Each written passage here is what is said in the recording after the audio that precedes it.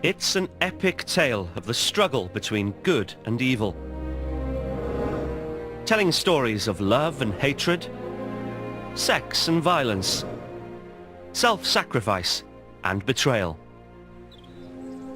It's not just a good book, it's the good book. Today is Bible Sunday, when many Christians celebrate the biggest selling book in the world, the Holy Bible.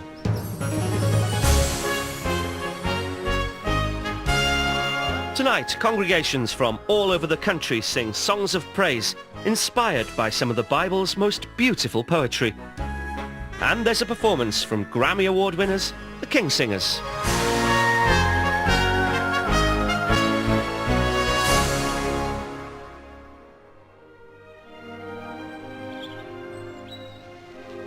Made up of 66 books written by many different authors between 2,000 and 3,000 years ago, the Bible, as we know it today, has been translated into more than 2,000 different languages.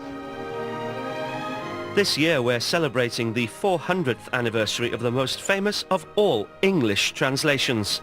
The beautiful words of the King James or Authorized Version were translated from the original Hebrew and Greek by a group of scholars based in Westminster, Cambridge and here in Oxford. Colleges including St John's and New College provided their finest Old and New Testament scholars for this mammoth task. Interpreting the Word of God in poetry and music is of course what hymns and psalms are all about. So let's begin with words based on Psalm 150. Oh, praise ye the Lord.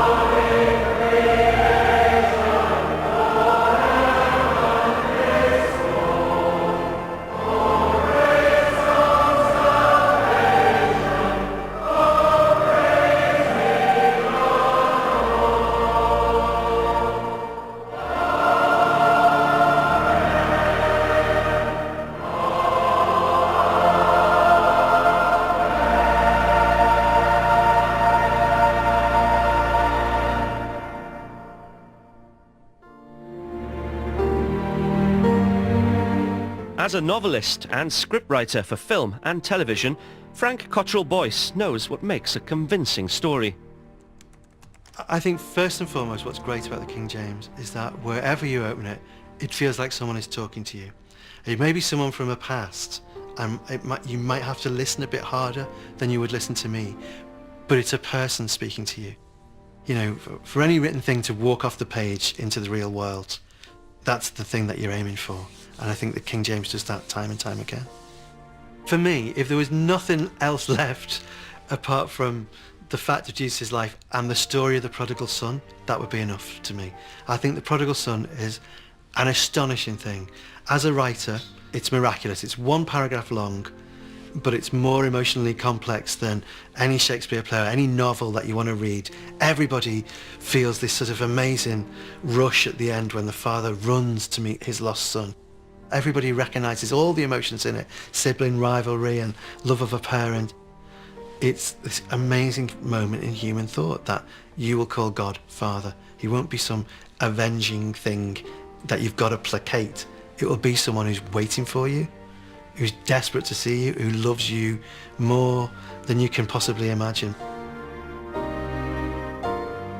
Time and again, the Bible speaks of the Good Shepherd searching for his lost sheep to welcome them home.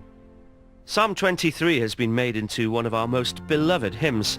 Its familiar lines are a paraphrase of the words and imagery used in the King James Version.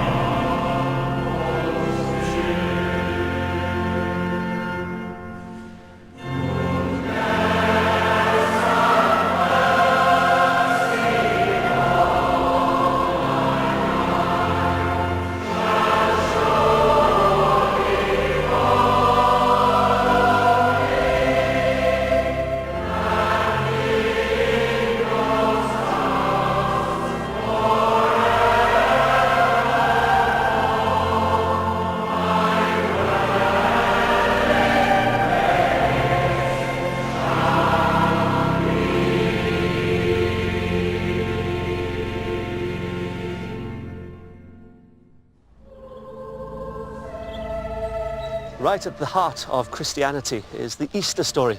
It's the ultimate example of devoted self-sacrifice. But who would have thought that a book with such a message of love at its heart could have caused so much strife? There's a connection in my mind between the historical context of the King James Bible and the Easter story itself. St James's Piccadilly is an oasis of calm amidst the noise and conflict of central London. Theologian Lucy Winkett is the rector of this busy parish. The King James Bible straddled 2 centuries of horrendous religious conflict in this country, where Catholics and Protestants were attacking one another and burning one another. The King James Bible is right at the heart of that maelstrom of religious conflict.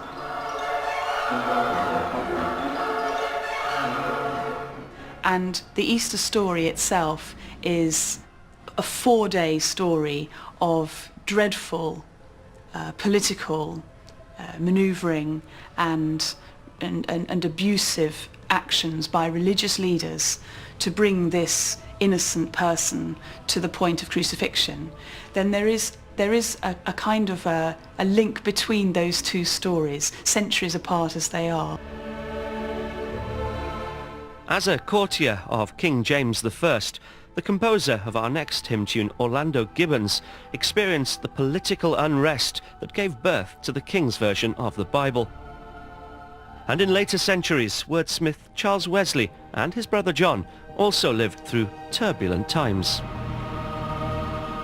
Wesley's words remind us that as Christians we're required to reflect our faith in all aspects of everyday life.